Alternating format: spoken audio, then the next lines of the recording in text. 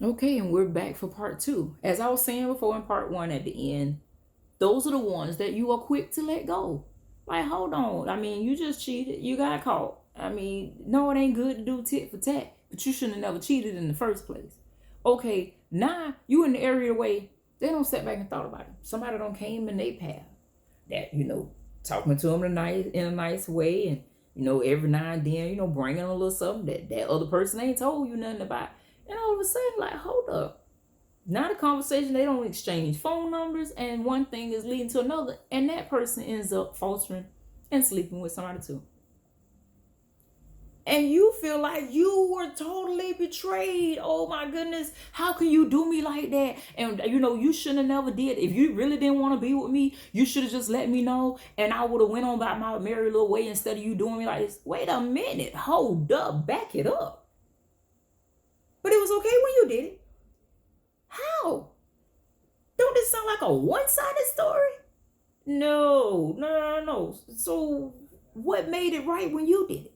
But like I said, this person operating just like you. They might be my type. We just a little different. He a male and I'm a female. No. Mm-mm. Have you ever heard of when they say opposites attract? That's true. If the Lord put everybody in the world that look like you and act like you, sorry, you wouldn't be like that person. You wouldn't be with that person. Because you don't like yourself that much. We still got to learn how to deal with ourselves. Sorry. Some people don't like their appearance.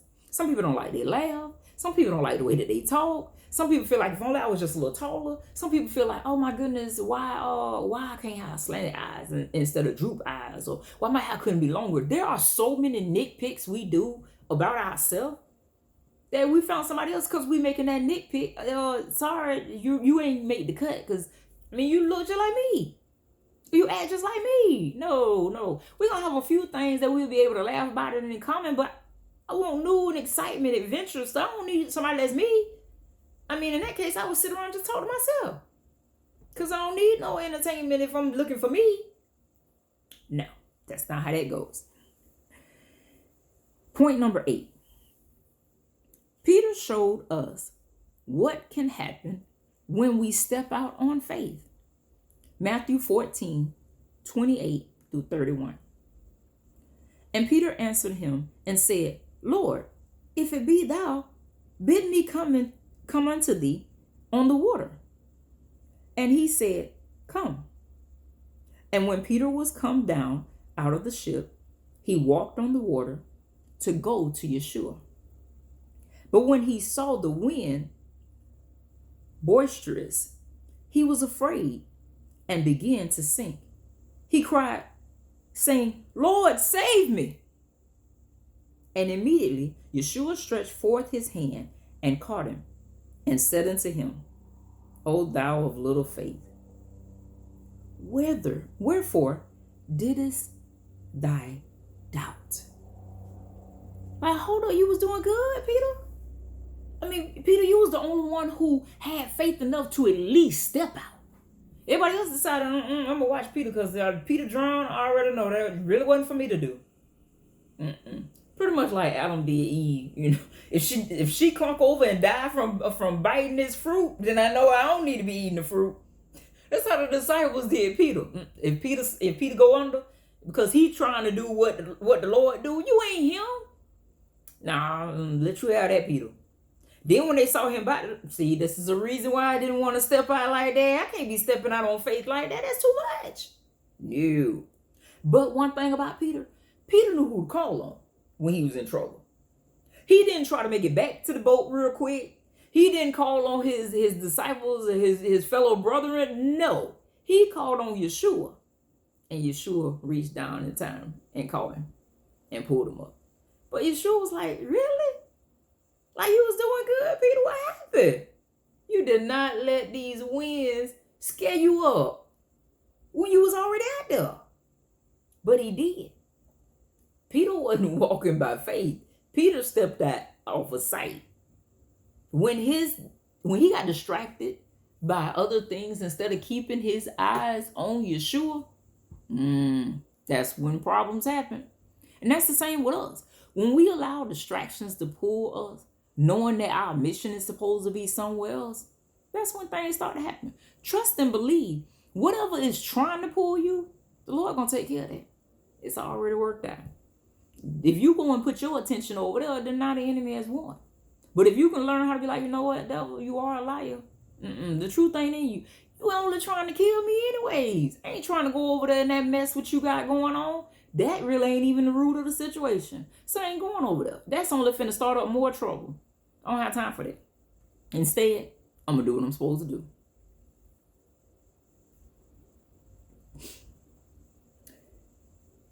Point number 9. You cannot doubt if you want it to work.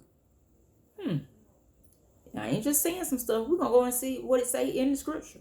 In Matthew 21:21-22.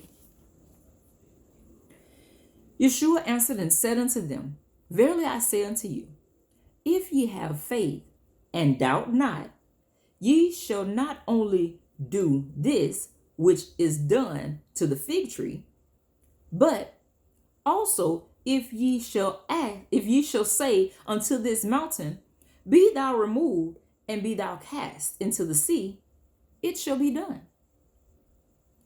And all things, whatsoever ye shall ask in prayer, believing, ye shall receive. Hold on. Did he say some? Oh, wait. Did he say a few? No. He said all things. But you got to do it the right way. If you don't do it the right way, no. However much you falter or waver or don't get it right, then you won't get those things. But all things, whatsoever ye ask in prayer, believing. Oh, wait a minute. Oh, did he say believing? Dog, I thought I could just do it just all faith alone by just saying some stuff while I was praying and that it was going to happen. No. Believing, ye shall receive. When you ask in prayer, you have to have faith. Not only do you have to have faith, but you have to believe. James 1:6. But let him ask in faith, nothing wavering, for he that wavereth is like a wave of the sea, driven with the wind and tossed. Really? You cannot receive anything from the Lord being that way. The Bible tells us that a double-minded man is unstable in all his ways. What does it mean by a double-minded man? Oh, okay. Let me give you an example. A man is in a relationship or a married man. And all of a sudden he was like, you know what? I didn't want to, be patient with the situation that's going on within my marriage. It don't seem like it's working. So this other person presented me with something that seemed like it's good. So I'm going to leave this situation and I'm going to go over there. Oh, wait a minute. Hold on with that. That don't seem like it's working either. Because that what they were showing me, this is like total opposite. Once I got in their space, once I got in their atmosphere, in their area, who is that person? No. They don't gave me some false stuff. Can't do it. Can't be patient off this either because that ain't what I'm looking for. That ain't perfect. That ain't everything that I expected it to be. Okay, hold on. Wait. Somebody done said something over there. Wait a minute. It look good over there. You see that land? Man, the grass green and everything. Let me venture out over there. Yeah. Hold up. What? They a lot worse than the other two situations that I was just in. Nope, this ain't gonna work either. You don't even have what I'm looking for as far as imperfection. I'm gonna continue looking. That's what it means by being double-minded. Your mind in the first situation felt like it was in the right situation. Then something else came and presented itself. Or somebody else put suggestions in your mind of what you need to do versus what you already doing. And you start listening more and more and considering, yeah, dog, if it seems like it's working for that person, it could possibly work for me. So you end up in another situation. And hold up, wait a minute. That ain't even none of the stuff that was being presented to me. Then you look over here and be like, maybe I should go over there. No. See, one thing about it, if you push for something hard enough, you try to get in the area hard enough, Lord gonna back up and be like, okay, that's what you're trying to do. You're gonna have to learn the hard way. And you end up in that area learning the hard way. Then learning the hard way, you still don't get your lesson. You decide to jump into another area. This is what the Bible means by a double-minded person. You remember when it just talked about that whole, you're like a wave, being tossed to and fro by the wind? Okay, I'm going to need you to speak within your life and say, peace, be still. I don't need to operate like this. And 9 times out of 10, the first situation that you had that you decided not to have patience in was actually a situation that you were supposed to be in. But you still trying to look for this perfect relationship, this perfect family, this perfect woman, or this perfect man. Really? Last time I checked, there wasn't not one perfect person in this world. No matter what you say your attributes are. But keep being tossed. Keep being double-minded. Let me know in the end how that works out for you. Point number 10. Faith and belief go hand in hand. You need belief in order to activate your faith. Like I said before, you can say, yeah, I'm praying for you, man. Yeah, I got faith that you're going to be healed. But you're just talking. But in your heart, you really didn't believe it. Why? If they feel like they can be healed, it just sound like the right thing to say. That reminds me of something my mom did, which is not really on the faith thing, but on the thing of where you actually saying something that you thought somebody want to say because you're trying to be nice, but you can't actually fulfill what you being nice about. My mom, we was at an event and my mom had just got finished cooking because we were sharing the kitchen at this event that we were all able to stay at. So we only went to the store and bought enough for us to have, enough for 3 people to have. So my mom went in there and cooked, it's smelling all good in the kitchen and stuff. And it was this guy and his daughter, they came downstairs and he was like, oh, wow, that smells amazing. And she was like, oh, okay, thank you. And she was like, would you like to have some? And the guy was like, sure, I'd love to have some. So then my mom kind of thought back about it. She was like, oh, shoot. She was like, I'm sorry. We don't have enough, in order to share. I only actually bought enough, for us. And the guy was like, oh, okay, well, that's fine. I'll just find me something else. And later on, I said to my mom, because, there's not too many things I would let slide over because I was told back that she actually did that. And I'm like, Mom, why would you tell him that? Why would you say that he could have some when you knew that we didn't have enough to share? And she was like, I was just trying to be nice. I didn't think he was going to say yes. Okay, this is the reason why you don't need to be throwing out words. And you're not expecting for that word to do what you sent it out to do. You would have been better off just saying thank you about the food smelling good and, continuing on. Not, it seemed like the right thing to do, but you can't fulfill it. No, don't be like that. That's wrong. But anyways, my mom would do weird stuff like that, and I just thought it was hilarious. But it was all still wrong. All right, finishing up. James 2:7. Even so faith, if it hath not works, is dead, being alone. Isn't that what I just told you? They go hand in hand. You can't have one without the other. Sorry. If so, the word tell you straight up, faith is dead without works. You need something to activate that faith. That's where belief kicks in it. You got to believe. And there are so many teachings that Yeshua has talked to them about believing. Not just saying, believing. If you do not believe me, let me go to it. In Matthew 13:58, it reads as thus. And he did not many mighty works there because of their unbelief. Hold up, wow, wait a minute now. This is Yeshua. He's powerful. Yeah. But he wasn't finna let them pull on his belief strong. No, he needed them to build their own belief. Like, how you gonna believe in something you want? Where they do that at? No, I'm only gonna heal a few.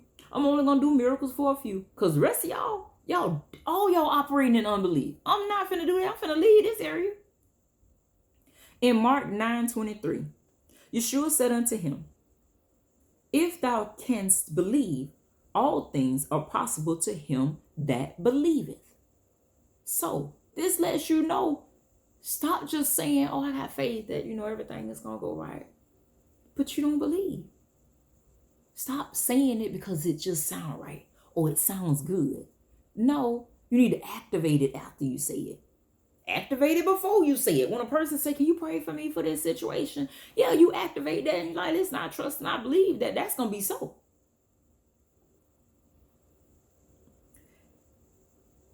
An example of this was demonstrated when Jairus came to Yeshua for his daughter to be healed.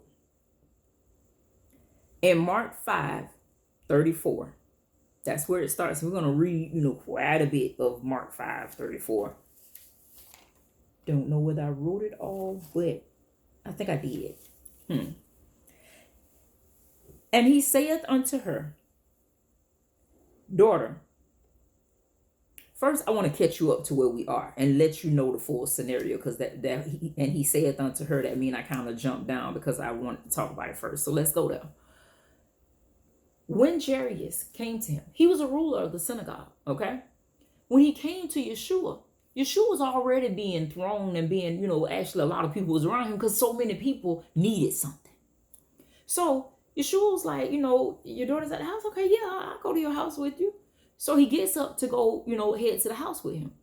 And while they're headed there, people started to follow him to go to the man's house. They're like pushing on him and throwing around him and stuff like that. And as they're going about trying to make it to his daughter, you got the woman with the issue of blood. Yeah, she in this story. She like in the midst of this story. A woman who had the issue of blood for 12 years. And the reason why I'm highlighting that, because at the end, we're going to find out something else about the number 12. All right, so she's had this for 12 years and she's tried everything that she could, spent a lot of money trying to get it situated, and can't nobody help. She heard that Yeshua is in the area. So in her mind, she's sick and tired of being sick and tired. So it's time now to press in. Like, okay, I know I ain't supposed to be out among the people, knowing that I'm unclean. And by me being looked at as unclean, I got to get myself situated. I got to get myself right. But I can't stay here because my healing ain't here. My healing is out there with Yeshua. And because he's this close, I got to make it to him. I don't need to get his attention, away from everybody else, because I don't want him to look at me in this certain type of way, as though he can't help me. All I need to do is just touch just the hem of his garment. And I know beyond the shadow of a doubt that I'll be made whole. So she presses her way in and she manages to touch him. And when she touched him, he stopped, which I'm pretty sure was not expected by her. She thought she could sneak it in. Like, I'm only touching the bottom of his clothes. He won't know that I touched that. But Yeshua said that vesture was released out of me. Somebody just touched me. Now the disciples, they taking aback, like, hold on, do you not see this crowd, this multitude, everybody throwing and trying to get you? We trying to hold them off the best that we can. So if one sneak in and get a touch or a feel, that ain't nothing we can help that. We trying. And he was like, no. I'm not talking about somebody who accidentally bumped me. I'm not talking about that. I'm talking about somebody who like really touched me. They pulled something from me. So he turns around and she tried to duck off. Hold on, wait a minute. He might not know. She tried to duck off away from him. And then she had to admit it when he turned around and looked at her like, it was me. I did it.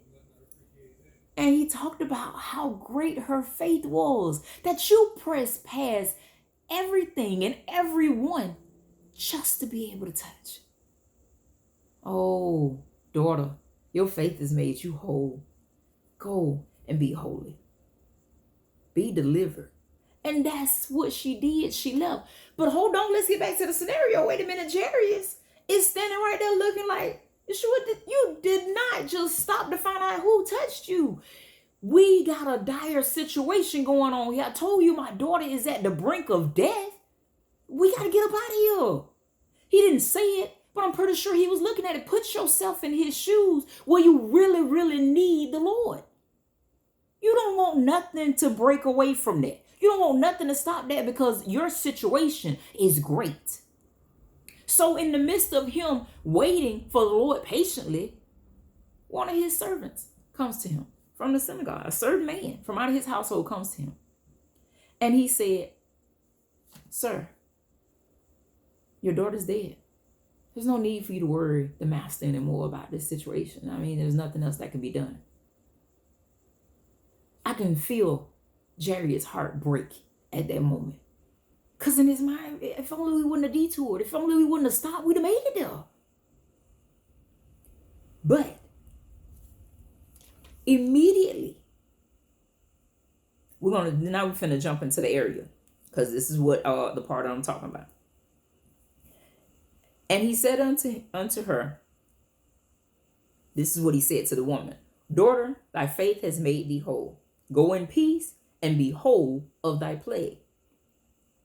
While he yet spake, meaning he hadn't even finished talking to this young lady or finished telling her, you healed. While he was yet in the midst of that conversation, there came from the ruler of the synagogue's house certain which said, thy daughter is dead. Why troublest thou the master any further?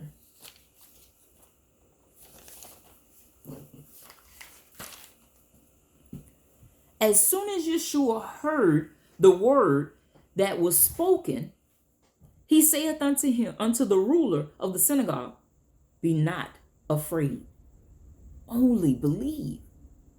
So Yeshua knew how powerful words are. Wait a minute, you can't be releasing stuff like that all willy-nilly. No, wait a minute, don't do it. Do not allow doubt to get in your heart. Only believe, keep believing, just the same way you believe that if you make it to me, that she will be made whole, that she will be healed. Continue on, because it is more than possible.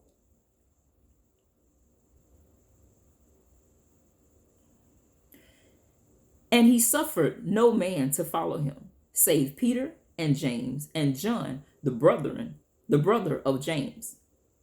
And he came to the house of the ruler of the synagogue, and seeing the tumult of them that wept and wailed greatly. So when he walked in the house, he walked into a scenery. Man, there's people in there boo-hoo crying, probably all on the floor. Why? Why did you have to take her this early, Lord? She was so young. I mean, like really going through the motions, gritting their teeth, all kinds of stuff. And he walked up in there looking like, what in the world? Why is they acting like this? And when he was come in, he saith unto them, why make ye this ado, and weep? The damsel is not dead, but sleepeth. And they laughed him to scorn. But when he had put them all out, hold up, let's pause right there. He put them all out.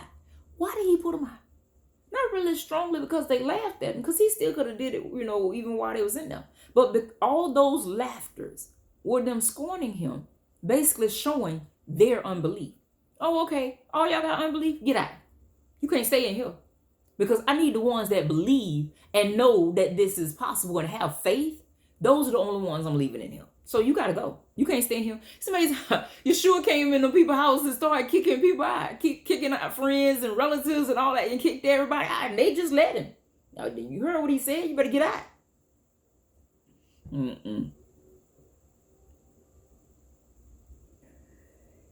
He taketh the father and the mother of the damsel, and them that were with him, meaning Peter, James, and John. Those are the ones he took, and entered where the damsel was lying.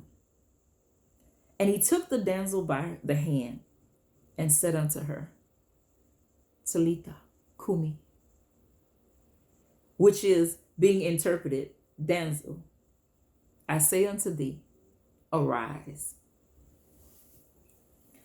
One of the things that it goes in the next verse, it tells you that the girl that he told to arise was 12 years old. In just that one segment, back to back, he dealt with two things that dealt with 12 years. Now we already know that 12 is a very significant number in the Bible. You had the 12 disciples, you had the 12 tribes of Israel. So everything is connecting. Like I say, Yeshua didn't do nothing that did not line up with what it was supposed to line up with. Everything that was in place just so he could do what he had to do. Those who walk in faith before you. Now this time I got to turn to the segment because this is pretty much a lot of reading. to find out about those who walked in faith before you. In Hebrews 11:2-13.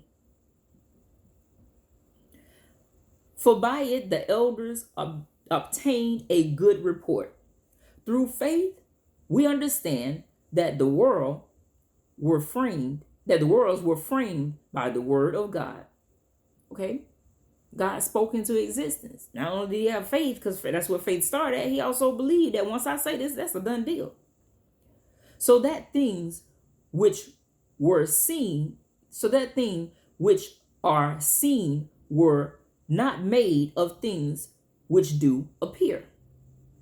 So even though it wasn't in existence yet, he spoke it into existence.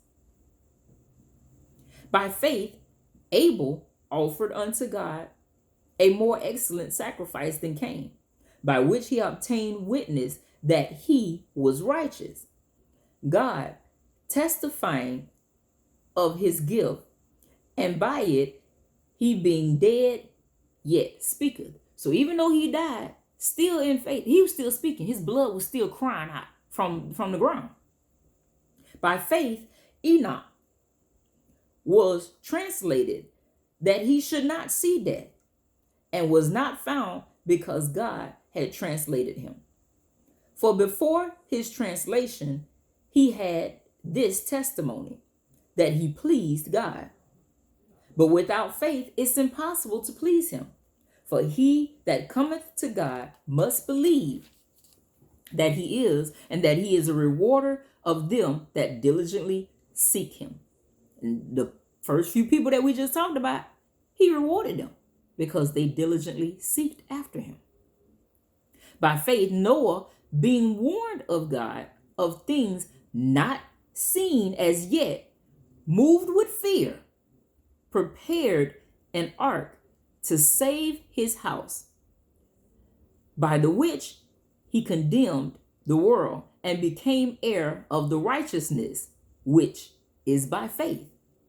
Remember, faith, that's what he's giving that to us. By faith, Abraham, when he was called to go out into a place which he should after receive for an inheritance, obeyed, and he went out, not knowing whither he went. So by faith, he believed and trust. Okay, God, if you say that this is what I need to do, and what you're gonna give me if I do it, I'm all in. I'm all for it. Let's do this. By faith, he sojourned in the land of promise, and in a strange country, dwelling in the tabernacle with Isaac and Jacob, the heirs with him of the same promise. For he looked for a city which hath foundations, whose builders and maker is Elohim. Through faith also Sarah herself received strength to conceive seed. Remember, she was super old. She was past bearing age. To conceive seed, and was delivered of a child when she was past age, because she judged him faithful who had promised. She looked at God as being faithful because that's what he promised him. Even though, she did laugh, but she took it as he got to mean what he said. It's not the first time he came and said this to my husband, and now I overheard it too. Therefore, spring there even of one, and him as good as dead, so many as the stars of the sky in multitude, and as the sand which is by the seashore innumerable. And what they're talking about, his offspring, his seed, his children. This is what Yahuwah said to him, that count the stars. Can you count them? Count the sand. Can you count that? That's how great your seed is going to be in this world.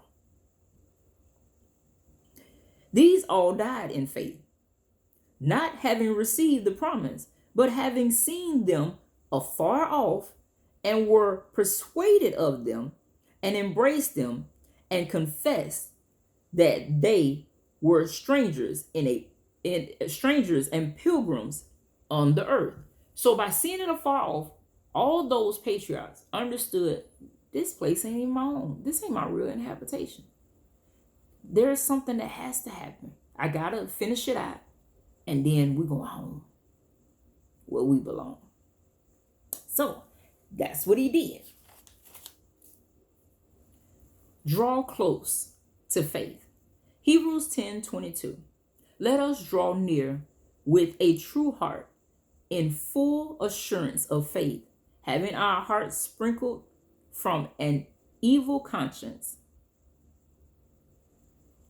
and our bodies washed with pure water. Pure water. Do you not know before this was before the last supper, Yeshua washed their feet, and he told them that if I don't do this, you can't make it into the kingdom. So Peter was like, man, Lord, not only my feet, my hands and my head, wash my whole body if that's what I need to do to make it into the kingdom. It's time for faith to arise in all of us. Like I said, in the last days, we are going to need it.